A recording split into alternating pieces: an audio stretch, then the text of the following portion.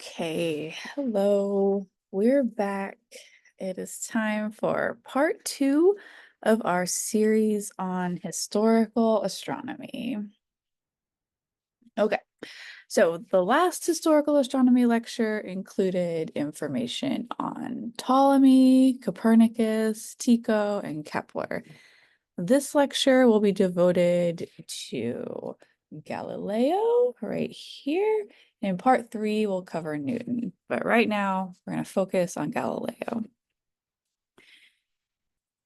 So if you can't remember the lecture from last time, I encourage you to maybe give it another watch, but just for a quick review, early astronomy was primarily concerned with the motions of stars, the moon, the sun, the planets, that celestial sphere.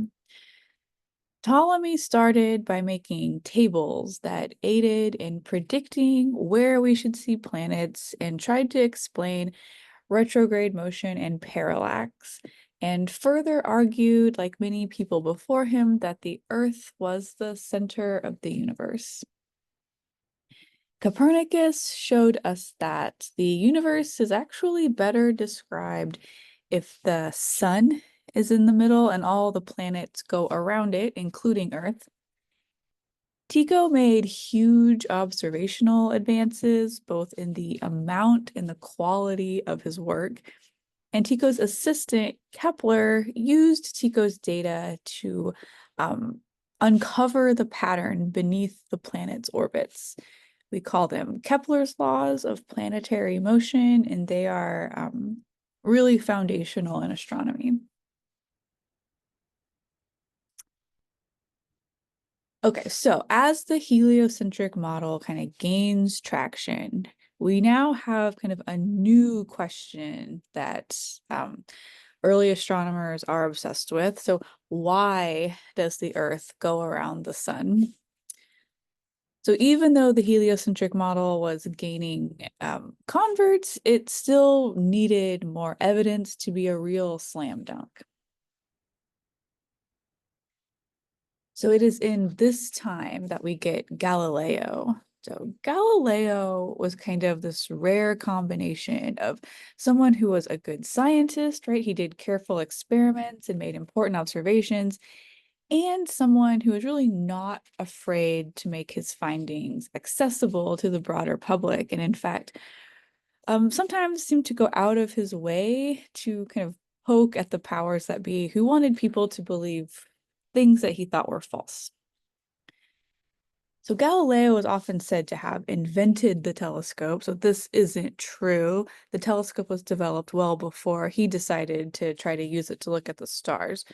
But Galileo did make a number of improvements that let him see deeper into space than people had before him, and he became very famous for these observations.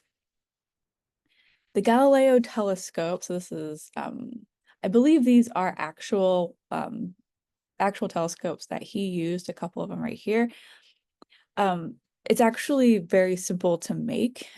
You can purchase really inexpensive kits and make something very similar to what Galileo himself made. It amounts to basically kind of like a packing tube and a couple of lenses. It is actually very straightforward. All right. So, what is someone who lived in the 1600s going to point their telescope at? They have this powerful device. What are they going to look at? So, probably the most obvious thing is the moon. Galileo made some very famous sketches of the moon, and his observations really showed the craters on a solid moon surface. You can kind of see surface features from the ground, but not very well, especially kind of a full moon. It's really bright, really washed out. So Galileo showed that the moon was like a real place, like a real non-Earth place that someone could at least hypothetically stand on, like it was solid. Galileo also pointed his telescope at the sun, and I have to say, do not ever do this, like, or don't look at the sun through binoculars, through a telescope, or even just your naked eye. Do not look right at the sun. the sun is extremely bright, and looking right at it can really like permanently damage your eyes. So humans have this thing called the blink reflex, and it's basically our bodies taking care of us. When we try to look at something that's too bright, our eyes will automatically shut, so there's no time to do damage. But if you look right at the sun, like through a telescope or binoculars, those things magnify the sun, and there may not be time for your eyes to shut before you get too much light and basically cause a permanent sunburn on your eyes. Like it can be really nasty stuff. Do not look directly at the sun ever. Galileo, he made solar observations by using his telescope. He didn't look directly through it, though. He did something kind of like this diagram right here. So you can point the telescope or binoculars at the sun and project an image onto a piece of paper or on the ground. And so this is what Galileo did to see sunspots on the sun. You can do this by the setup right here. You will be able to see kind of these dark patches on the sun, which is something we'll talk more about when we actually get to our unit on the sun. But these are basically just cooler areas on the sun and they're transient, right? They come and go over time. Galileo observed this many times. He's not the first to observe it, but he was very good at popularizing his findings. And these are just little imperfections that he found on the sun, right? Just further showing that the universe doesn't necessarily conform to this human idea of what's perfect, right? The universe is going to do what the universe is going to do. Galileo also pointed his telescope at seemingly blank spots in the sky and noticed that there were more stars there.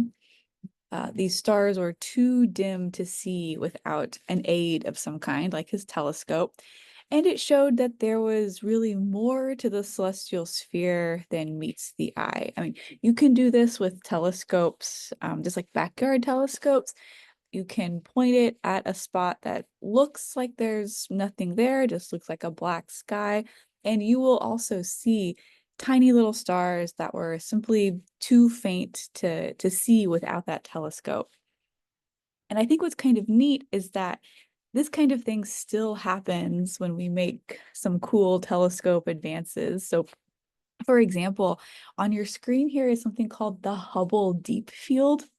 So Hubble is a space telescope, and one of the things it did was we pointed it at an apparently blank spot in the night sky. And it observed this spot for several hours, and this is what it came back with, this picture here. And this little thing right here, and let's see, this right here. So these are stars, but everything else in this picture is actually a galaxy. Um, you get ones that kind of look like obvious spirals here, and there's some that are just like little smudges, but everything except these like um, obviously stars here are actual galaxies. And this is an area that's not any bigger than a grain of rice held out at arm's length. And we thought that this was a completely empty spot, like that there was absolutely nothing there. But instead, it actually holds thousands of galaxies. So astronomers still get these moments of like, whoa, like just like astronomers did in the 1600s. Okay, so these are all very consequential observations, but probably the most consequential observations were his observations of Venus and Jupiter. His Jupiter observations are probably his most famous, so let's save those until last, and let's look at Venus first. Okay, so Venus is the third brightest thing in the sky as seen from Earth, right? The sun is the brightest, then the full moon, and then Venus. So this is, of course, something you would want to point your telescope at. And Galileo's observations of the planet is actually a crucial piece of evidence for the heliocentric model. So Venus, Galileo observed, goes through phases, much like the moon.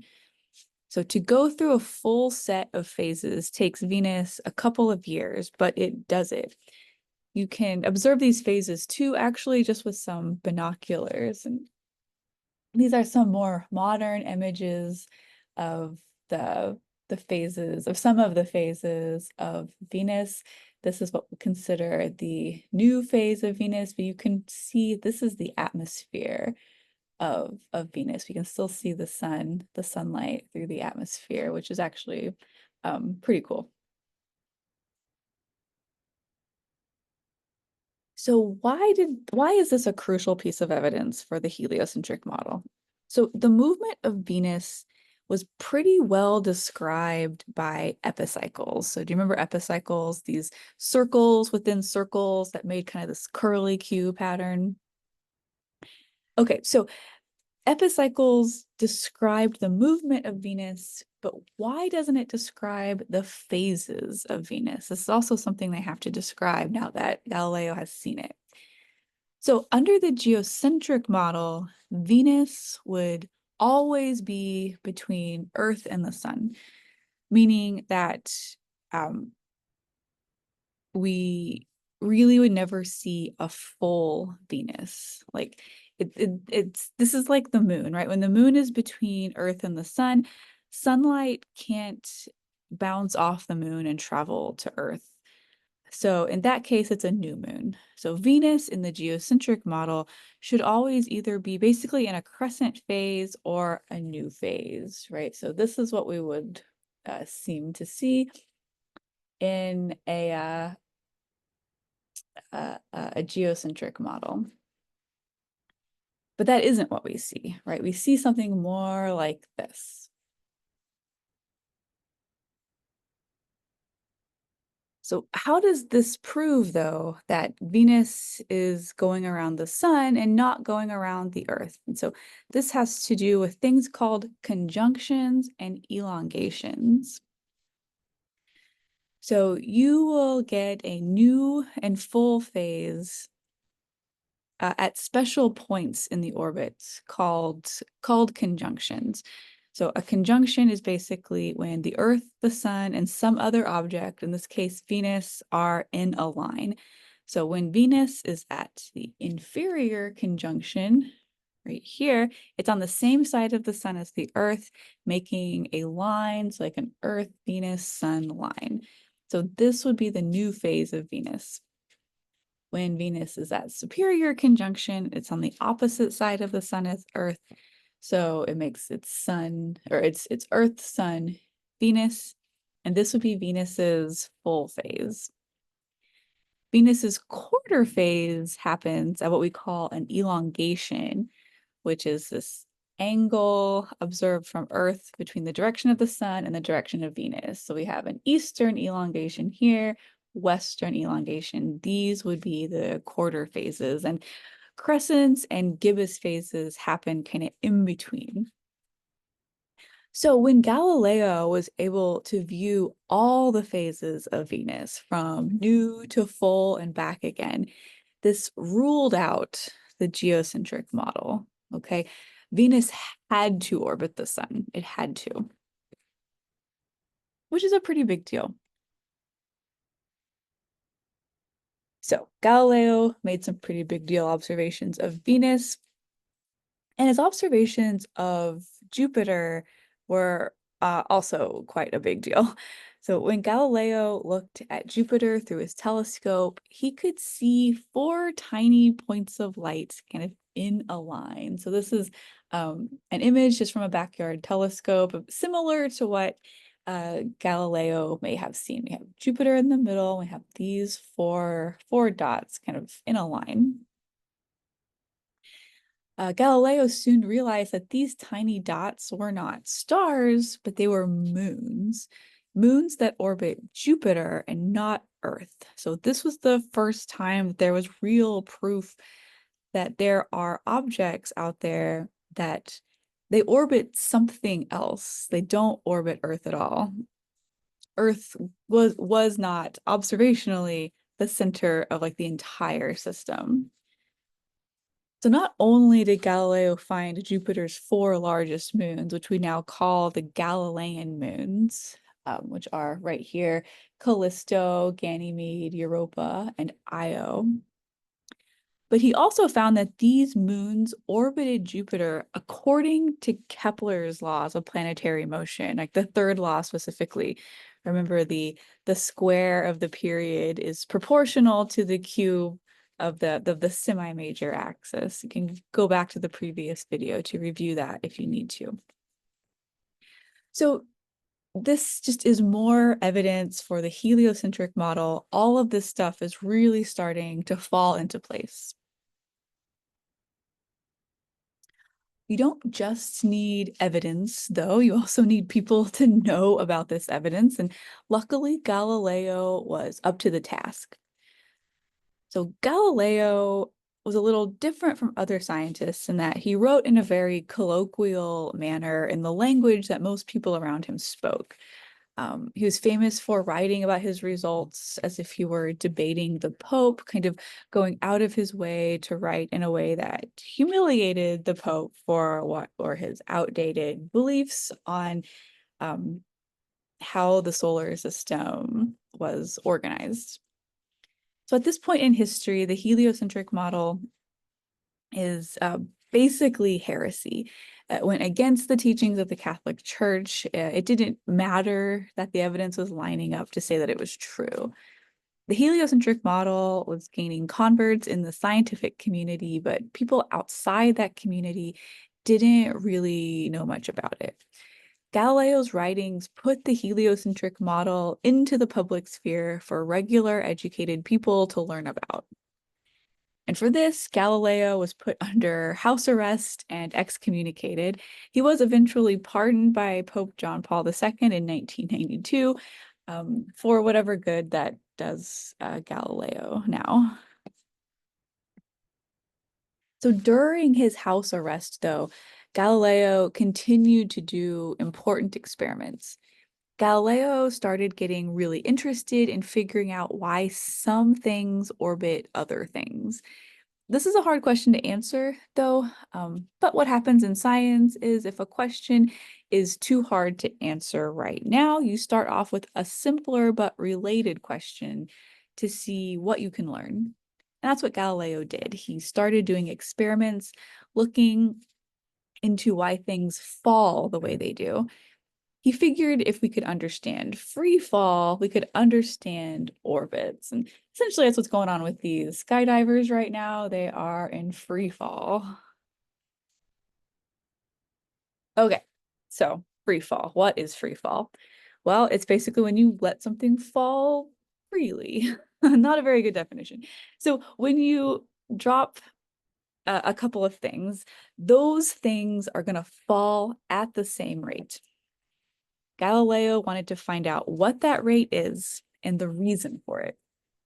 So he did experiments and thought experiments and became very interested in why, when you drop a heavy object and a light object, the heavy object doesn't fall any faster. It doesn't like hit the ground, but it can kind of seem to fall faster.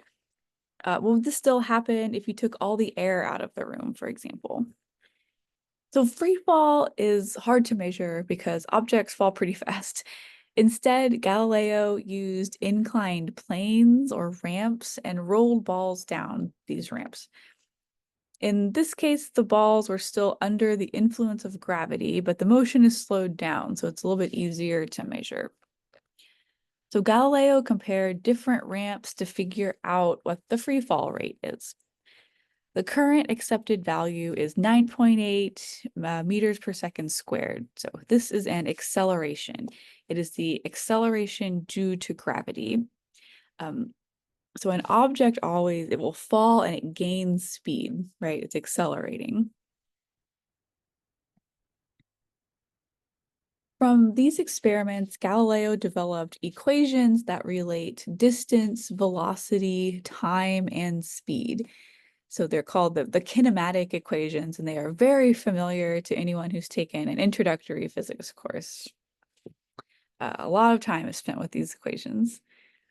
Galileo, though, never did quite figure out why free fall happens, but he did prove that it does and at what rate. To figure out actually why it happens, we need Isaac Newton, which is who the final lecture in this series on historical astronomy is about.